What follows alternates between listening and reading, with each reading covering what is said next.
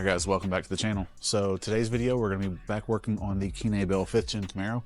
So if you need a little bit of a reminder, Kenne Bell Mammoth on a cammed, ported headed, stock bottom end L99. This car, it is an L99, so it's an automatic transmission. When we left off, we were having fuel pressure drop, we were having belt slip issues. So let me update you on what's going on with it.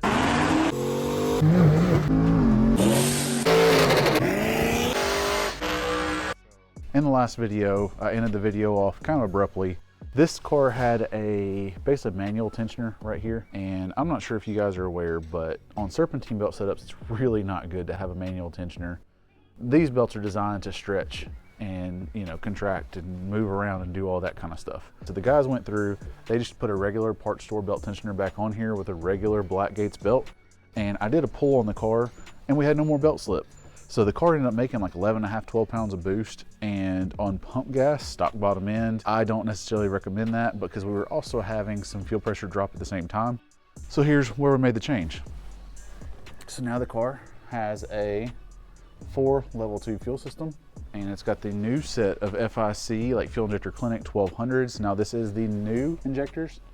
It's a little bit different than their older style. So what we're gonna do is we're gonna jump in the car and we're gonna continue tuning, but this thing's now on ethanol. All right guys, so I'm in the Camaro right now and I haven't even started it yet. So this car actually sat on the 4-post overnight. I pulled it in last night just to make sure it was ready to go for today. And so I'm about to do a cold start on it. Now, don't get me wrong, it's not terribly cold. It's probably 60, I don't know. Car right now is showing 61 degrees, like on the radio. Let me see what the IAT says. So I'm seeing 55 degrees on manifold air temp. All right, anyway, so I'm gonna do a cold start on this thing, and just so you guys can kind of see how it fires off. Again, this is on ethanol, return style fuel system, the new FIC 1200s. The cam specs on this car is completely unknown. I honestly have no idea. This was a custom grind from Texas Speed like years ago. But anyways, as you guys saw, big throttle body, got the Kenne Bell on here. So we're gonna get the scanner started up. Let's see how it fires up.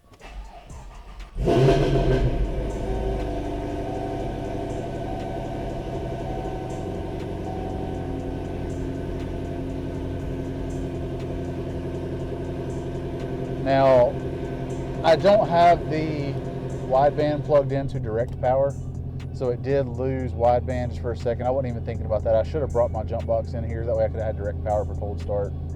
So the wideband is active now. So anyways, you guys will be able to kind of see where we're at on open loop stuff. This car is in speed density as of right now.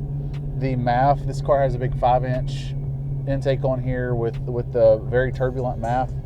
So it's actually not showing up terrible right now. Anyway, so regardless, this car is going to be ran in speed density, but the MAF is going to be also dialed in as well. This is an automatic car, so we'll have to dial that in. But I just wanted you guys to kind of see how it cold starts. And this car, honestly, even at 25 or 30 degrees, it would start that good. Now, once you get to the point of below 20, 25, at this ethanol content, it may hesitate for just a second. But otherwise, the car seems to be doing good. So I'm going to go ahead on and back it up onto the dyno, and then we're going to get working on the wide open throttle stuff with the new return style fuel system and with the new ethanol fuel. All right, guys, so got the Camaro up on the dyno now, and really just going to start to lean on this thing. The injectors that were in this car before were kind of an unknown, and so we had pulled them out and saw what it was, you know, the part number or whatever that was on there. So I had kind of a good estimation as to what injectors were in it, but the shop actually put the injectors in this car, so I know for a fact what we have. So probably gonna have to work on the V table a little bit, but it's kind of the same process, or it's essentially the same process as what we just did in the ProCharged Denali. So basically I'm just using EQ air versus actual versus commanded. So I'm gonna go ahead on and get this thing, actually it's Camaro so I don't have to lock it in. So we're in 4th gear. I'm gonna do a little partial rip on this thing. There's no, even though we are on ethanol, you can see we're at 67.5% or so. I don't really have any added timing in this thing for ethanol right now. So it should just be super safe, roll into it. Hopefully don't blow the tires off of it. But anyways, let's do a pull.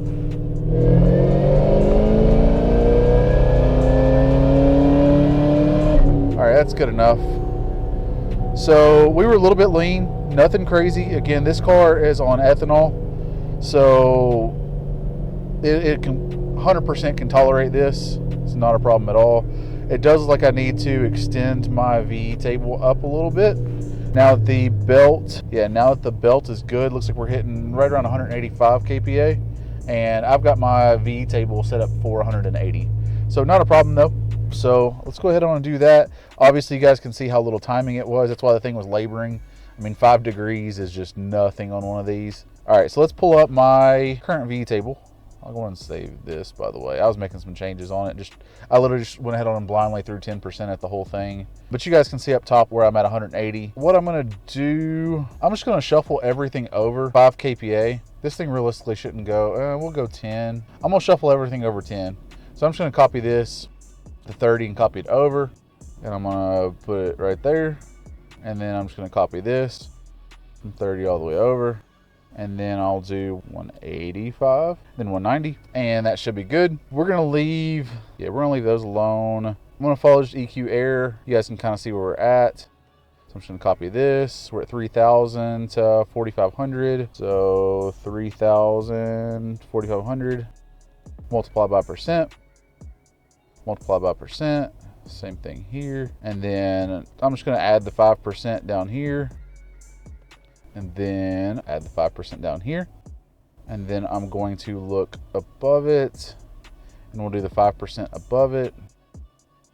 And it's gonna take, and we're gonna go from 90 and I'm gonna go all the way over to 180. The reason why is because I had already done the 90 kPa row as far as the steady state stuff for the most part. So it should be pretty accurate by doing it this way. So anyways, I'm gonna load this into the car and we'll do another rip. Also, I'm going to go ahead on and use the Dyno versus MAF. So just to get the MAF a little bit closer. So I'm just going to copy this. Again, if you didn't see that, that's in the video with the ProCharged Black Sierra. So this is just literally a table with dynamic air. Dynamic air is what's actually being fulfilled in this row. So we're going to put in 7,500 over here, 7,500. Paste it in.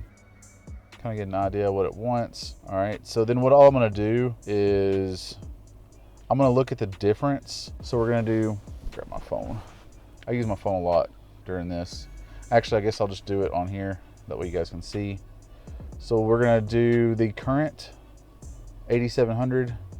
So it's 449.83 divided by whatever the old 8,700 is.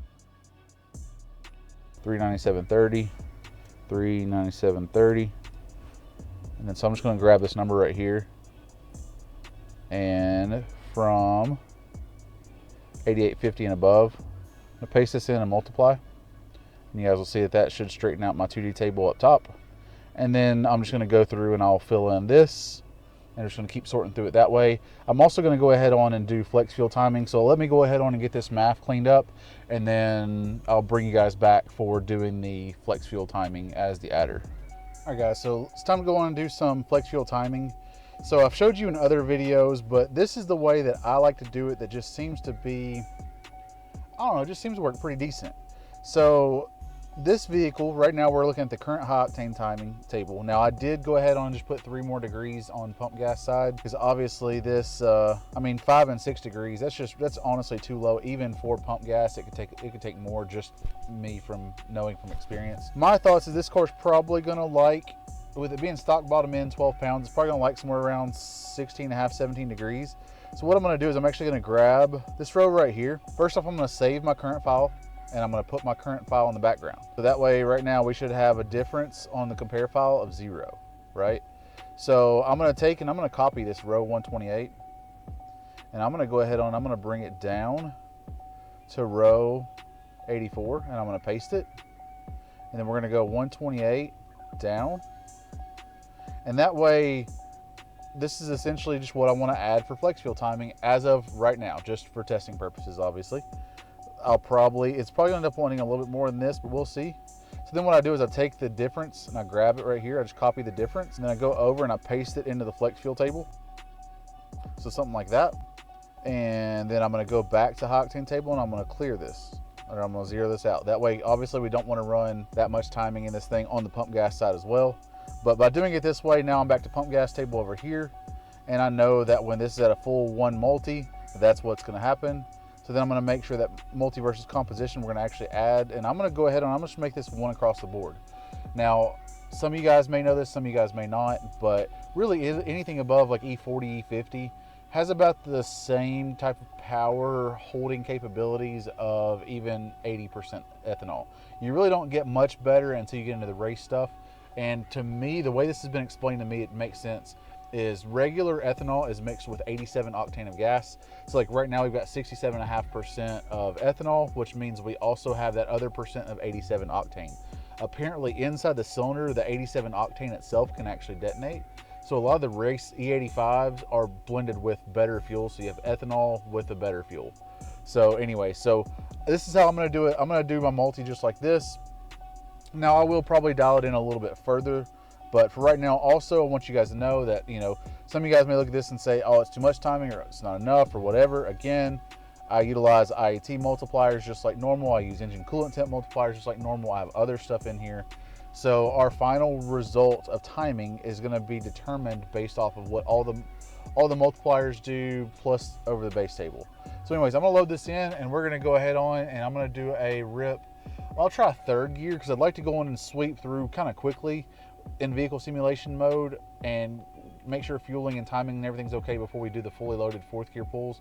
But I guess it just comes down to, is it going to hook? So anyways, load this in and I'll be right back. All right, so timing has been added. And I don't know if you guys caught that, but basically as soon as you saw me move my laptop over, I unplugged the microphone receiver out of it, so I lost audio. Luckily, I still have the video though, but basically all I'm doing right here is I am copying my column axis because I need to change the axis for the graph on the scanner. So all you gotta do is right click, hit graphs layout, and then you're just gonna click whichever you need to modify and just paste in what you need to paste in. Obviously we went from the max of the 180 kp up to the 190. So then that's pretty much all this I'm going to talk about on this section of the video. All I do through here is I just put the dyno in vehicle simulation mode and we do a 4th gear pull and everything looks good on the car. Fuel pressure is not dropping. Everything looks clean. And that's with the flex fuel timing, which was fluctuating between 13.5 to 14 degrees at wide open throttle. But there was no actual dyno pull that was made in this section of the video where we actually had a power number. So I'm going to go ahead on and end off the recorded audio right now and then actually take that back. I'm about to make the hit right here. So if you guys want to watch the data live, you're about to see me lay into it. This will be, again, this is have the flex fuel timing in it. So we come up, actual EQ is looking clean. It's almost matching command EQ. When we go back through the log, everything's looking good. We're at like 11.5, 12 pounds of boost. We've got like 13.5 to 14 degrees of timing. So the flex fuel modifier is working great. So now it's time for me to set up the dyno to actually do a power pull. So I'm going to go ahead and stop my recording right now, and then we'll get into the power pull section. All right, so I'm about to do the pull on the dyno. I still have no audio here, so I'm just doing this voiceover in the office. But we're about to do a pull. It's a 4th gear pull. Everything looks clean. Car starts to trend a little bit rich. I noticed a little bit of belt slip up top if you look right there. So fortunately, we're about to get out of the car and we talk about the power numbers the car just laid down, and we'll talk about the belt slip. But in the next video clips, we'll actually have the normal audio again. All right, so not terrible. Again, this TV is kind of hard to see right now, but 611.4 horsepower, 572.7 foot-pounds of torque. Now also keep in mind, this is like 13.5, 14 degrees. This thing's probably gonna want some more. So we'll go ahead on and put some more in it. Now we're gonna put more in it on the flex fuel side of things and not on the pump gas side of things. So I'm gonna do that. All right, so I just wanted to hop under the hood and look and check the belt. So again, I mean, obviously you guys saw we are seeing some slippage, but I looked and there is, I don't know if you can see this. Yeah, you can. See that little impact mark right there? That is telling me that the tensioner is bottoming out. And so because we're in almost the middle of our travel, but the tensioner is still bottoming out, it just means this belt really just needs, we just need a stiffer belt. So I'm gonna see if the guys can get the Gates green belt. So basically all you gotta do is take this part number right here and then put HD at the end of it and it'll give you the green part number. So I'm gonna see if the guys can do that. Otherwise, I mean, it's still fine. We can finish up tuning this car, but I'd like to have it like 100% done for the customer. So anyways, the video is gonna continue, but it's probably gonna continue in the morning, which will just be in the next couple seconds for you guys. All right, so for y'all, it's only been a couple seconds, but for me, it's the next morning. got the new HD belt on here. So I'm gonna get the car started up, warmed up, and let's do another rip. All right, I'm gonna go ahead on, we're gonna go on and stick 2 degrees in this thing. So I'll show you, instead of me modifying the base table, which obviously this is for pump gas, so I don't want to put any extra timing on it there. I already did my modifier for here. So just to make a simple change, I just actually using the power enrichment side. So we're gonna put 2 degrees in it, and this 2 degrees is only gonna be added to the car when power enrichment's activated. So that way, if you're, say you're pulling, I don't know, mild grade or something, and somehow you end up hitting the normal flex fuel target, this fuel's not there until you're actually like, you know, at that spot where power enrichment needs to be there. So anyways, we're gonna go on and stick 2 degrees in there just because that should put us in the ballpark or what this car is going to want. So I'm going to go and load that in, and then we'll be ready to do a pull. All right, just so you guys are aware, I'm going to go on and announce this before y'all even see this in the video, but the area around the dyno is going to look a little bit different today, and it's going to look a little bit different for a long time. So this shop where the dyno is that I'm currently using, they're actually moving. So they're actually disassembling some of the dyno specific stuff. And this dyno is actually going to go to a new shop. So just so y'all are aware, the scenery is going to be changing. I think it's actually going to end up looking a lot nicer for where the dyno is going to be. So it's going to look a little bit funny not seeing that big bright wall on the passenger side of the car, but I figured I'd let you know now before I get a bunch of comments and questions asking about it. But car's basically warmed up. Everything feels good. These tires actually have a little bit of a shake to them this morning. But manifold air temp's kind of starting to warm up a little bit. So I'm going to do a little pull. I don't know if this is going to be a full dyno pull or not, but if it does end up being that way, this will be 3,000 to 6,700. So let's rip it.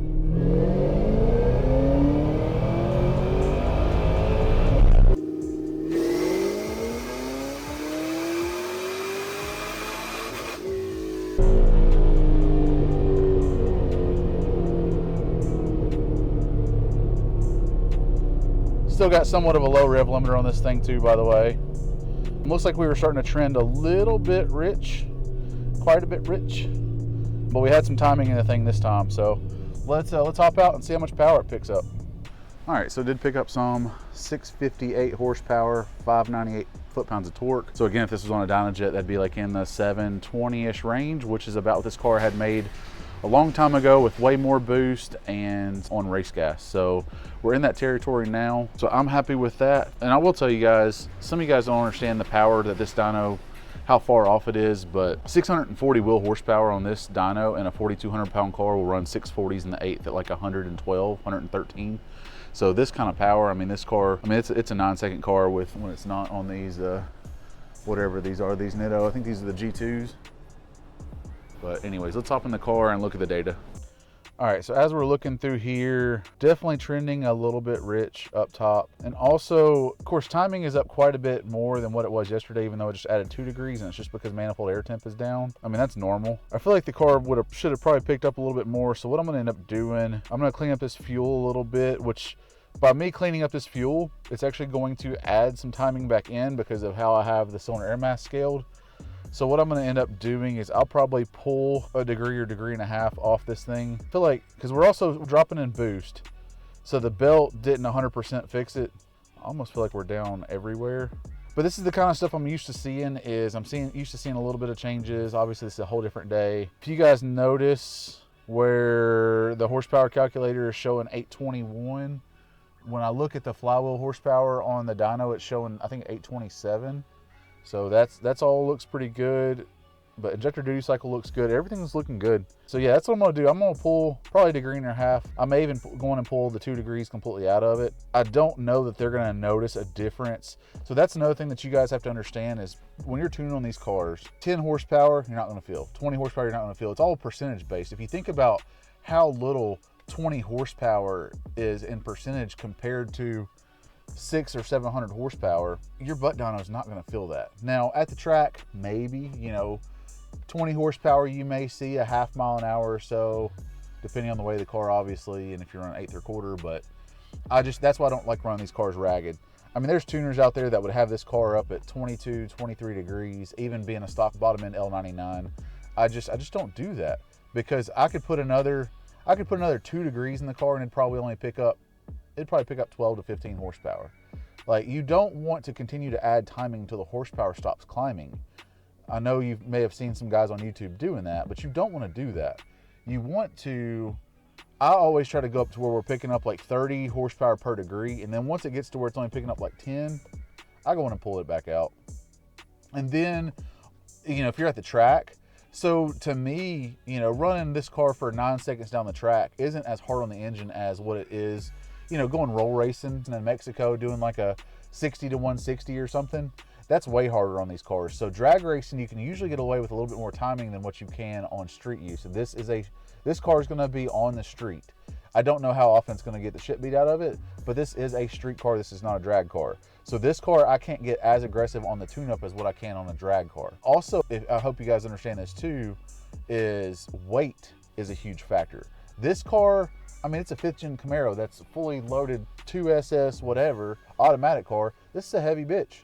So this car can't take as much timing as what it could if this was a, say, a C6 Grand Sport or something like that. Those cars can take a little bit more timing because there's less load on the car. Obviously, the aero comes into effect too. If you're tuning on your car, especially on a dyno, you have to remember those factors. That's the reason why, like on the ProCharge truck, why, you know, I was down on timing on it, and I explained, you know, because the weight of the truck and everything else. Like, you have to look at all of the factors that are going to weigh in on the car, and just understand that a Corvette, you can have the same engine in 2 different platforms. You can have the same engine in a Corvette and the same engine in a truck, and the Corvette's going to make more horsepower because the Corvette can tolerate more timing, and it can just, everything is happier than what the truck can. So anyways, I'm going to pull 1.5 degrees or 2 degrees. I haven't figured it out yet. I'm going to pull a little bit of fuel off this thing, but that's probably going to be the last of the dyno pulls for this. So again, if you guys want to just kind of glance through here, you know, you can take a screenshot or whatever. You kind of get an idea of what this thing's doing. But yeah, the green belt, I'm not seeing, I guess I'm seeing about the same amount of fluctuation, maybe a little bit less fluctuation up top. But either way, HD belt's always a good thing in a supercharged application anyways. Hope you guys enjoyed this video, and I'll see you in the next one.